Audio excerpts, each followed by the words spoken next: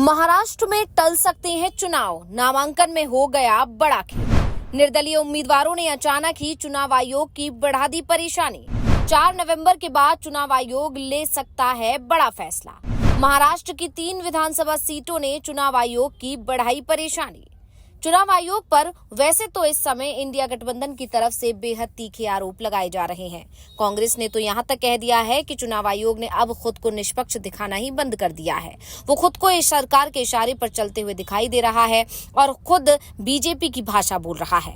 India गठबंधन के नेता जिन अधिकारियों को हटाने की मांग करते हैं उन्हें पूरे चुनाव में नहीं हटाया जाता, लेकिन बीजेपी की तरफ से अगर कोई शिकायत सुबह पहुंचती है तो दोपहर तक और बहुत ज्यादा शाम तक उस अधिकारी के खिलाफ एक्शन हो जाता है। लोकसभा चुनाव में बीजेपी पश्चिम बंगाल के डीजीपी को हटाने के लिए कहती है तो तुरंत डीजीपी हटा दिए जाते हैं, जबकि अगर महाराष्ट्र चुनाव में जहां पूरा विपक्ष डीजीपी को हटाने के लिए मांग कर रहा है, लगातार चुनाव आयोग से गुहार लगा रहा है, चिट्ठियां तक लिखी गई हैं, लेकिन चुनाव आयोग की तरफ से जवाब आता है कि तकनीकी मामला है, हम कुछ नहीं कर सकते, या कह दिया जाता है कि ये हमारे अधिकार क्षेत्र में नहीं आता। हाँ, महाराष्ट्र के साथ झारखंड में चुनाव चल रहा है, जहां इंडिया गठबंधन की सरकार है और बीजेपी को देवधर के एसपी से समस्या होती है तो उन्हें जरूर हटा दिया जाता है। लेकिन फिलहाल चुनाव आयोग एक बड़े संकट में फंस गया है और सबसे बड़ी बात तो ये है कि ये संकट इंडिया गठबंधन या बीजेपी की तरफ से पैदा नहीं किया गया है, बल्कि महाराष्ट्र की जनता ने पैदा कर दिया है, उन मतदाताओं ने जो चुनाव लड़ने की इच्छा रखते हैं। तो आखिर कैसे मुश्किल में दिख रहा है चुनाव आयोग, इसी पर हम अपनी इस रिपोर्ट में करने जा रहे हैं बात, तो वीडियो को आखिर तक जरूर देखें।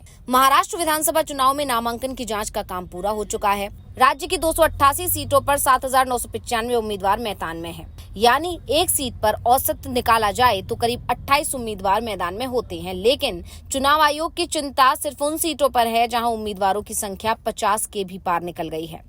ऐसी 39 सीटें हैं, यानी इन सीटों पर एक बूथ के लिए चुनाव आयोग को कम से कम 4 ईवीएम की व्यवस्था करनी पड़ेगी, क्योंकि एक ईवीएम में 16 उम्मीदवारों के नाम ही होते हैं।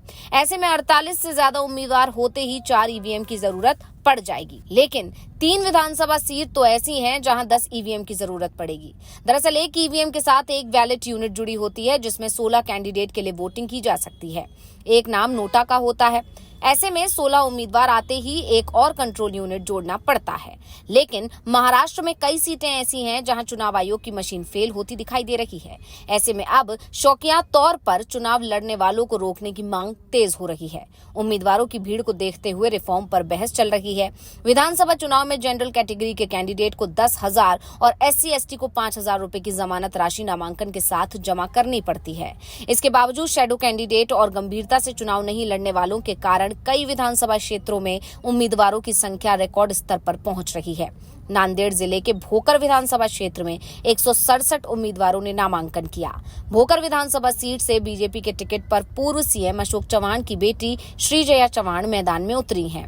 नामांकन पत्रों की जांच के बाद 110 कैंडिडेट मैदान में बच गए। नाम वापस लेने की अंतिम तिथि 4 नवंबर है। नांदेड़ के कलेक्टर अभिजीत राउत ने बताया कि अगर बचे हुए प्रत्याशियों ने नामांकन वापस नहीं लिया तो भोकर के हर बूथ पर 9 ईवीएम की जरूरत पड़ेगी। उन्होंने बताया कि निर्वाचन आयोग ईवीएम लगाने की तैयारी कर रहा है। अंतिम निर्णय 4 नवंबर के बाद ही लिया जाएगा। बता दें कि 2019 के लोकसभा चुनाव के दौरान तेलंगाना के निजामाबाद सीट से 185 उम्मीदवार चुनाव लड़े, जो एक रिकॉर्ड है।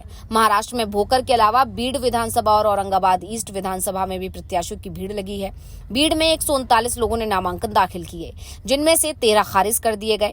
औरंगाबाद ईस्ट में भी 110 प्रत्याशियों ने नामांकन किया, जिनमें से 13 खारिज कर दिए गए। औरंगाबाद ईस्ट से चुनाव लड़ रहे पूर्व सांसद सैयद इम्तियाज जलील ने बताया कि उन्होंने संसद में इस मुद्दे को उठाया था। उन्होंने आरोप लगाया कि कई प्रत्याशी किसी दूसरे उम्मीदवार को ब्लैकमेल करने और अपनी ताकत दिखाने के लिए नामांकन करते हैं। जब उनका उद्देश्य पूरा हो जाता है तो वो नामांकन वापस भी ले लेते हैं।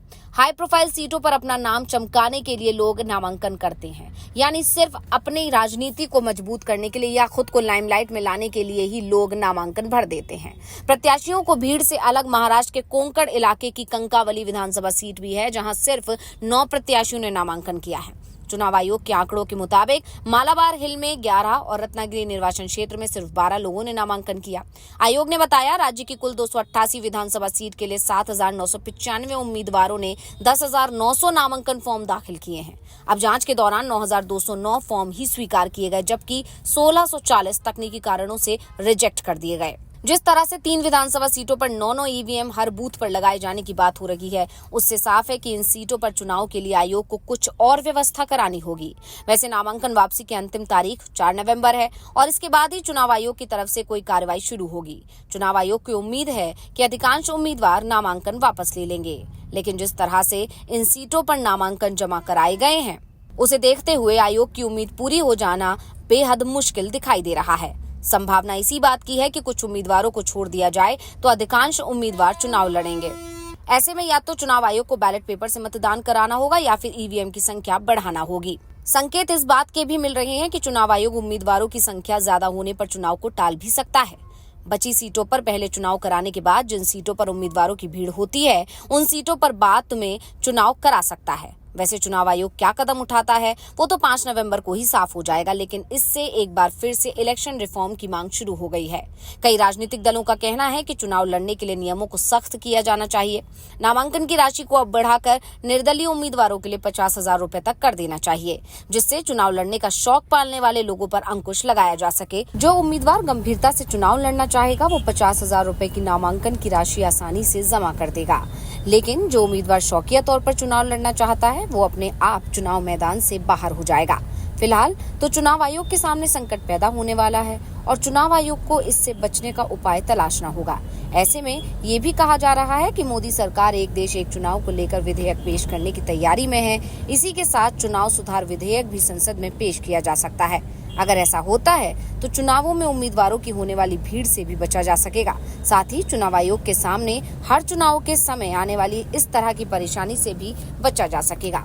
लेकिन फिलहाल विपक्ष की तरफ से वन नेशन वन इलेक्शन का विरोध पुरजोर तरीके से किया जा रहा है। वहीं विपक्ष का ये भी दावा है कि जब एक राज्य के चुनाव एक चरण में नहीं हो सकते हैं तो वन नेशन वन इलेक्शन की बात तो आती ही नहीं है। यानी हर तरफ से अभी वन नेशन वन इलेक्शन सवालों में घिरा हुआ है। लेकिन इसी बीच चुनाव आयोग के सामने जो ये मुसीबत खड़ी हो गई है, उसे महाराष्ट्र चुनाव के दौरान या झारखंड चुनाव के दौरान कैसे चुनाव आयोग हल कर पाता है, ये देखने वाली बात होगी। तो ये जानकारी आपको कैसी लगी, हमें कमेंट करके अपनी राय जरूर दीजिएगा। इसी के साथ इस वीडियो को लाइक करें, वीडियो को शेयर करें और चैनल को सब्सक्राइब करना ना भूलें। धन्यवाद।